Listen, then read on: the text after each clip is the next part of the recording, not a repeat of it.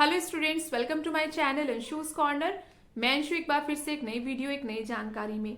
आज की इस वीडियो में हम बात करेंगे कि बीएससी नर्सिंग में एडमिशन देने के लिए कितना आपका नीट में स्कोर होना चाहिए, कितने स्कोर पर आपको बीएससी नर्सिंग टॉप इंस्टीट्यूट में आपको एडमिशन मिलेगा।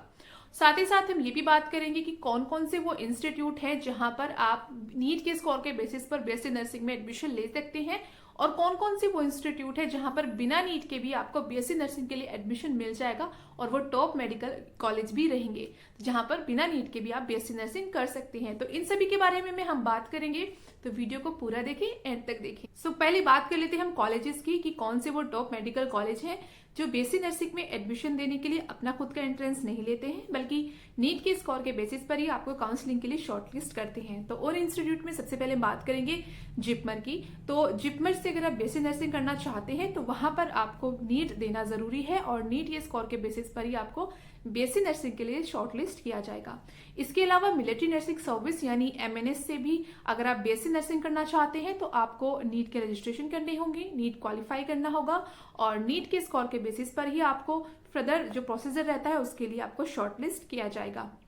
इसके अलावा बीएचयू यानी Banaras Hindu university IMS medical college के लिए भी अगर आप बीएससी नर्सिंग करना चाहते हैं तो वहां से भी आपको बीएससी नर्सिंग करने के लिए नीट का एग्जाम देना होगा, नीट क्वालिफाई करना होगा, तभी आप काउंसलिंग के लिए रजिस्ट्रेशन कर सकते हैं।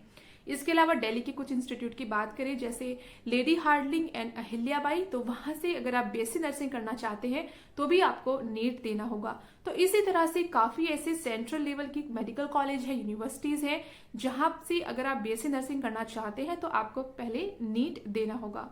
अब बात करते हैं क्या बिना नीट के भी आपको एडमिशन मिल जाएगा। जी हाँ, एम्स, ठीक है, all India institute of medical science, जो कि इंडिया का टॉप मोस्ट मेडिकल कॉलेज है, वहां एम्स की रिक्वायरमेंट नहीं होती, वहां नीट की रिक्वायरमेंट नहीं होती है, बट एम्स अपना एंट्रेंस ऑर्गेनाइज कराता है, तो आपको एम्स के एंट्रेंस एग्जाम देने होते हैं। इसी के अलावा हर एक स्टेट में हर स्टेट लेवल के एंट्रेंस एग्जाम होते हैं। जैसे राजस्थान की बात करें तो RUHS बहुत ही फेमस जो एग्जाम है बीएससी नर्सिंग के लिए, तो आपको RUHS का फॉर्म फिल करना होता है। यूपी की बात करें लखनऊ में तो KGMU जो मेडिकल कॉलेज है, किंग जॉर्ज मेडिकल यूनिवर्सिटी, तो उसके लिए आपको उसका स्पेसिफिक फॉर्म रहता है, एग्जाम होता है KGMU का, तो आपको वो देना होता है। तो स्टेट लेवल के एंट्रेंस एग्जाम आपको देने होते हैं। जिस भी स्टेट से आप बिलोंग करते हैं तो वहां पर स्टेट लेवल के एंट्रेंस एग्जाम होते हैं जो आपको देने होते हैं बीएससी नर्सिंग में एडमिशन लेने के लिए। अगर हम बात करें नेशनल लेवल की यूनिवर्सिटीज और मेडिकल कॉलेज की, तो उसमें कुछ इंस्टीट्यूट नीट के स्कोर के बेसिस पर आपको एडमिशन देते हैं, और वो टॉप इंस्टीट्यूट के नाम मैं आपको बता चुकी हूँ। अब बात करते हैं नीट के स्कोर के बेसिस, कितने स्कोर आपका होना चाहिए। तो सबसे पहले तो हम बात करेंगे यहाँ पर क्वालिफाइंग मार्क की, कितने क्वालिफाइंग अगर आपके हैं तो आप रजिस्ट्रेशन कर सकते हैं काउंसलिंग के लिए। और उसके बाद हम बात करेंगे सेफ स्कोर की। तो सबसे पहले हम बात करते हैं क्वालिफाइंग मार्क क्या होता है और कितने होने चाहिए। तो 720 मार्क्स का आपका नीट का एग्जाम होता है, और 50th परसेंटाइल आपका होना चाहिए जनरल कैंडिडेट्स के, जो जनरल कैटेगरी से बिलोंग करते हैं स्टूडेंट्स, उनका मिनिमम 50% होना चाहिए क्वालिफाइंग मार्क के लिए, और SC ST OBC के लिए 40th परसेंटाइल आपका होना चाहिए। तो अगर हम परसेंटाइल के हिसाब से मार्क की बात करें तो 720 में से आपका एटलीस्ट 130 मार्क्स तो होना ही चाहिए। अगर 130 के आसपास आप स्कोर कर रहे हैं तो आप क्वालिफाइंग मार्क ये माने जाते हैं, और क्वालिफाइंग मार्क का मतलब होता है कि आप काउंसलिंग के लिए रजिस्ट्रेशन कर सकते हैं, यानी रजिस्ट्रेशन करने के लिए आप एप्लीकेबल हो जाते हैं। अगर इससे कम आपका स्कोर है, बिलो 100 है, तो आप रजिस्ट्रेशन भी नहीं कर सकते काउंसलिंग के लिए। तो अगर आपको काउंसलिंग के लिए अप्लाई करना है तो आपको क्वालिफाइंग मार्क तो लाना ही होगा। अगेन मैं रिपीट करना चाहूंगी, जनरल के लिए 50th percentile and OBC SC ST के लिए 40th परसेंटाइल आपका क्वालिफाइंग मार्क है नीट के लिए बीएससी नर्सिंग एडमिशन के लिए।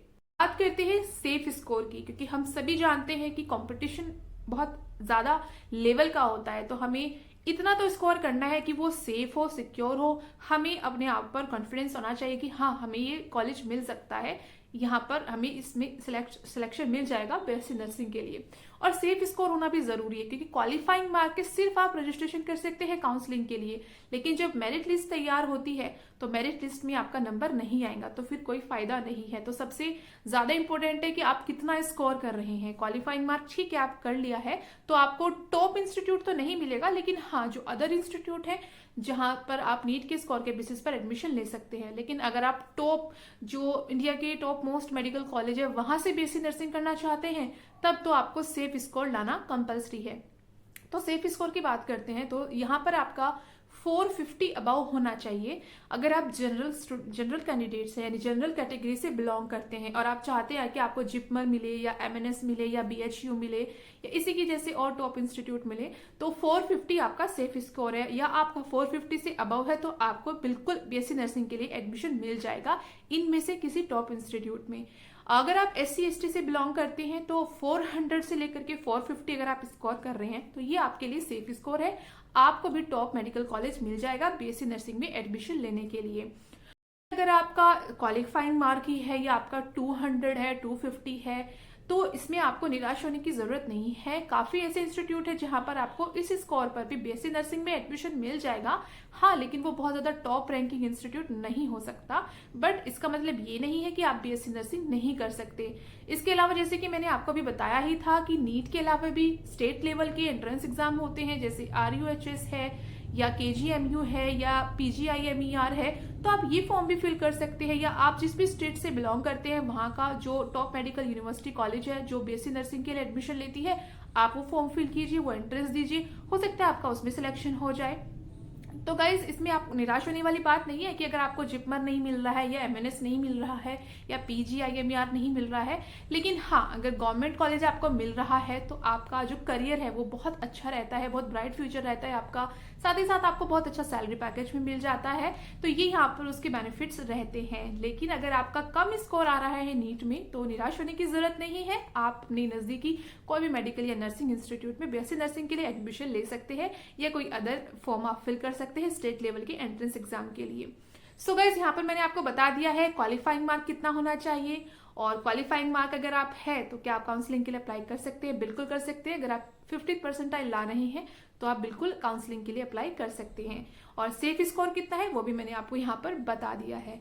ये वीडियो आपके लिए हेल्पफुल रही होगी, और ऐसी ही हेल्पफुल और करियर से जुड़ी हुई या कोर्स से जुड़ी हुई इन्फॉर्मेशन के लिए मेरे चैनल को सब्सक्राइब करें। सब्सक्राइब करने के साथ साथ बेल आइकन के बटन को जरूर क्लिक करें ताकि मेरी हर वीडियो के नोटिफिकेशंस आपको मिलते रहे। सो गाइस इस चैनल से जुड़े रहिएगा क्योंकि यहाँ पर मैं कोर्स से रिलेटेड और जॉब से रिलेटेड अपडेट शेयर करती हूँ। कौन से एप्लीकेशन फॉर्म रिलीज हो रही है, काउंसलिंग कौन कौन किस कॉलेज की स्टार्ट हो चुकी है, तो ये सारे जितने भी इंपॉर्टेंट जो रहते हैं अपडेट्स वो इस चैनल यानी अंशुस कॉर्नर पर आपको टाइम टू टाइम मिलते रहते हैं। तो चैनल को सब्सक्राइब करना बिल्कुल भी ना भूलें और नोटिफिकेशन बेल को तो जरूर क्लिक करें ताकि आपको मेरी हर एक नई वीडियो का अपडेट मिल जाए और कोई भी इंपॉर्टेंट वीडियो का जो नोटिफिकेशन है वो आपका बिल्कुल भी मिस ना हो। तो गाइस जल्दी मिलती हूँ एक नई वीडियो एक नई जानकारी में। जब तक के लिए bye bye and take care.